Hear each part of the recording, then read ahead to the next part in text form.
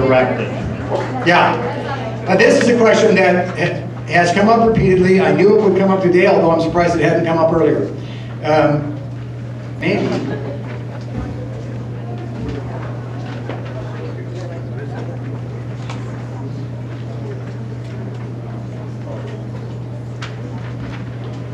Maybe I should read it so people know about it, so you know it. It's in a section called 163. It's titled Administrative Simplification. It begins on page 57.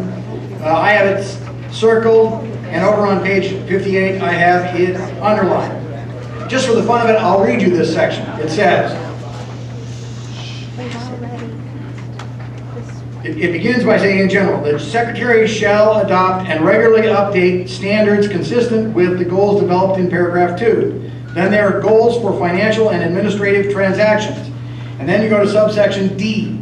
Enable the real-time, parens, or near real-time, close parens, determination of an individual's financial responsibility, you and me, at the point of service, and to the extent possible, prior to the service, including whether the individual is eligible for a specific service with a specific physician at a specific facility, which may include utilization of a machine-readable health plan beneficiary identification card.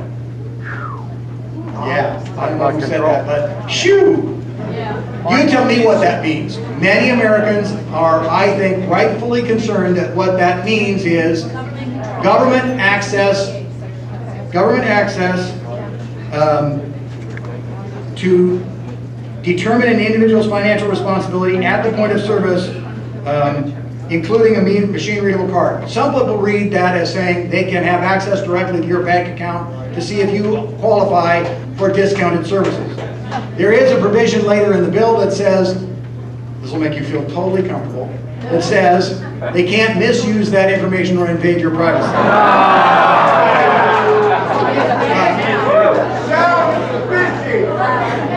It does sound fishy. Maybe somebody should write the president about that section.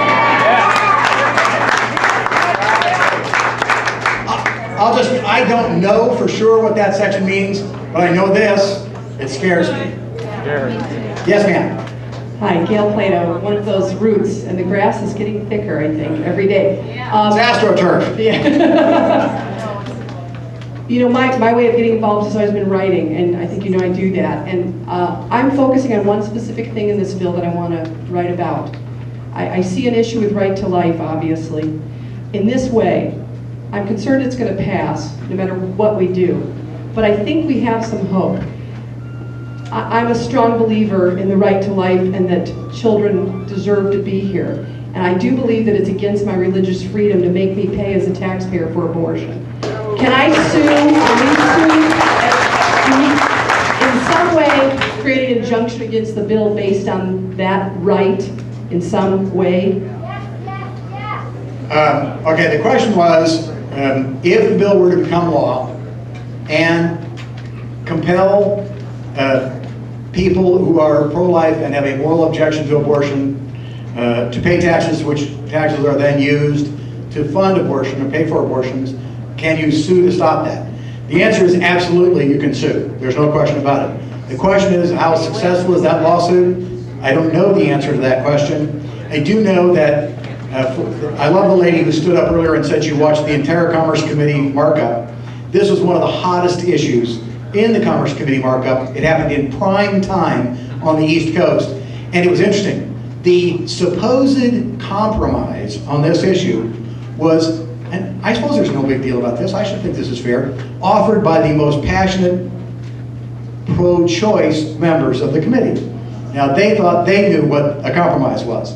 Interestingly, the supposed compromise on this issue was opposed by the most passionate pro-life members of the committee. That might suggest to you that it wasn't, in fact, a bona fide compromise. Joe Pitts, Republican, probably one of the leading proponents of the pro-life cause in the United States Congress, passionately spoke against the compromise, as did Bart Stupak of Michigan, who was a Democrat and passionately pro-life. And Bart Stupak was one of the 3 or 4 Democrats who voted against the bill in committee because he felt betrayed on this issue. I think the answer is you can sue. I think the question is, I don't know whether you win that lawsuit. I think that if you are pro-life and you do not want your funds used to pay for abortions, you got to beat the bill. And I'm more optimistic than you are. I think we can beat the bill. Yes, sir. I would also like to thank you for actually taking the time to read the bill. I know that's highly unusual in Congress nowadays. Apparently, some of my colleagues don't even think we should. Well, why would you? It's not really your money. Right. But addressing that, it's an issue I have with both, particularly the Democratic bill, but a problem I have with the Republican bill. Where is the money going to come from? Will we raise by taxes when we have the largest tax drop-off since the Great Depression? Will we fund it by debt when we have the largest deficit in the history of civilization? Or will we devalue the dollar further when it's already collapsing on the currency market?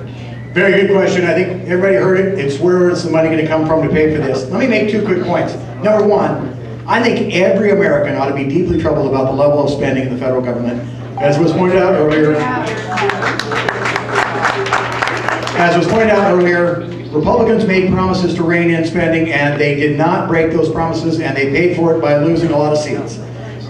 So this is not a Republican-Democrat issue to that degree. Democrats are now increasing that spending under Mr. Obama at a breathtaking pace. I think everybody ought to be worried about that spending. I think a lot of it is earmark spending, which is inappropriate, and there's a culture of spending, which has to be broken. And the party needs to stand for fiscal discipline, and it doesn't right now, or it's just beginning to again. Might be a more accurate way of saying it. Let me make one kind of a contrary point. I would argue to you that for health care, if you focus just on spending, you're missing part of the issue, because I would argue we're already spending a lot of money on health care in this country, and the debate really shouldn't focus just on spending. What I mean by that is, as we've already talked about, we are providing free health care to all Americans, and as some people realize, to lots of non-Americans at every emergency room in America. Now, I respect our emergency room personnel and physicians, but that's not the right place to be delivering a lot of the services we're delivering there. We could spend that money better. Second, we're spending a lot of money on, if you just want to talk the poorest in America, we're spending a lot of money on Medicaid. We're spending a lot of money on what's called DISH, which is money that goes to hospitals with a disproportionately high share of poor people who access them. We're spending a lot of money on kid care. Or SJ. Lots of that money could be redirected to giving people choice in healthcare rather than putting them in government programs. And then let me make my last kind of philosophical point. I personally listened to Mrs. Clinton say, the key to healthcare in America is to force everybody to pay in. She wants to compel you all to pay in. Okay? But she doesn't tell you the second half of the equation.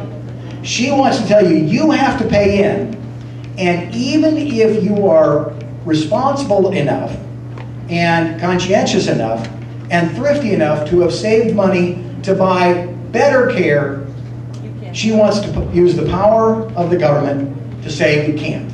To put a gun at your head and say, I'm sorry, the only care you get is the care we give, which they will ration, like they ration in England, and like we ration in Medicare, and even if you have the resources, you can't buy better.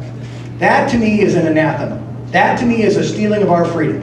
And I would gladly pay a little extra out of my income to take care of the least among us in society, or the gentleman that had a pre-existing condition. I'll gladly pay to contribute to his care if they'll let me keep my freedom to buy my